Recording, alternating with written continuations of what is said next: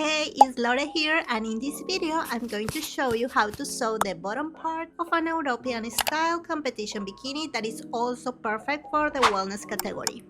And here's what we are going to need today. A stretch fabric, so I'll be using this shiny black secking one. A stretch linen, the kind used for swimwear.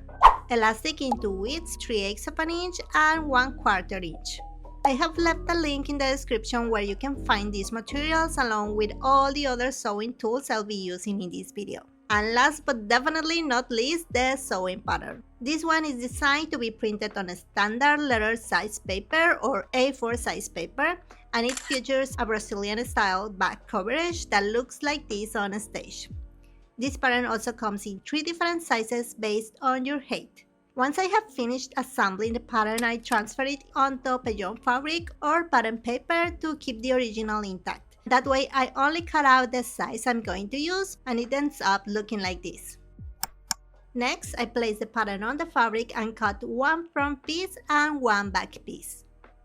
I do the same with the linen, cutting one front and one back piece as well.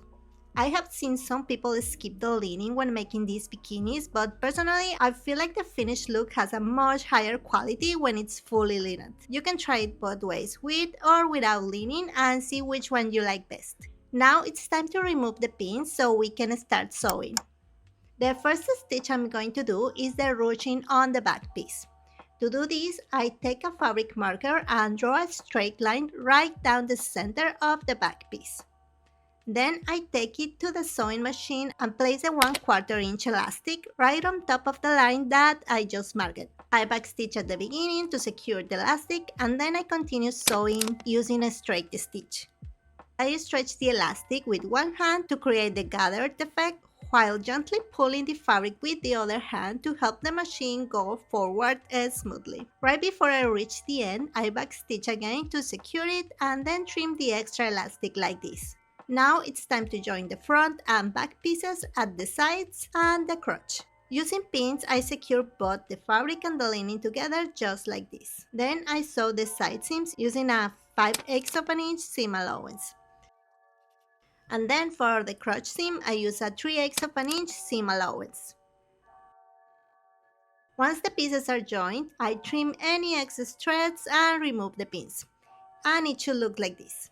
Now it's time to join the fabric to the linen.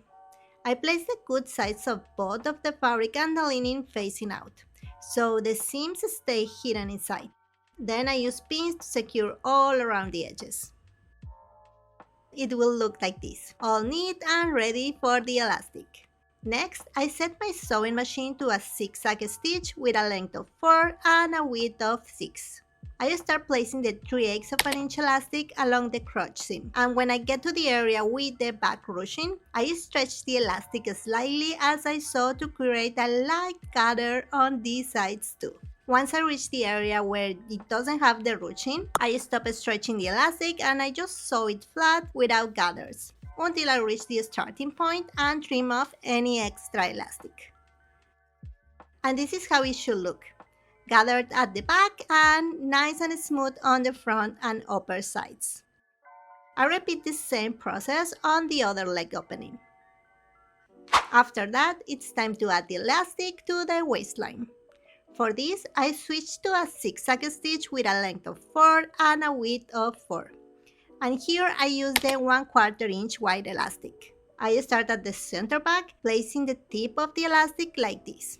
And I sew all around the waistline. I don't stretch the elastic too much, just a slight tension while sewing. When I reach the front center point, where is the V shape, I lift the needle down, lift the presser foot, turn the fabric, and continue sewing around until I get back to where I started.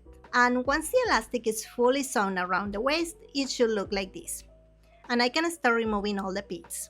At the front center, I make a small cut on the elastic right at the V point, so the elastic can sit nicer and lay flat. Now it's time to enclose the elastic by folding the edges inward and sewing a second zigzag stitch, using the same stitch settings I use for each area. I start with the leg openings, using a zigzag stitch with a length of 4 and a width of 6, sewing all around. When I finish, I trim the excess threads and repeat the same steps for the other leg.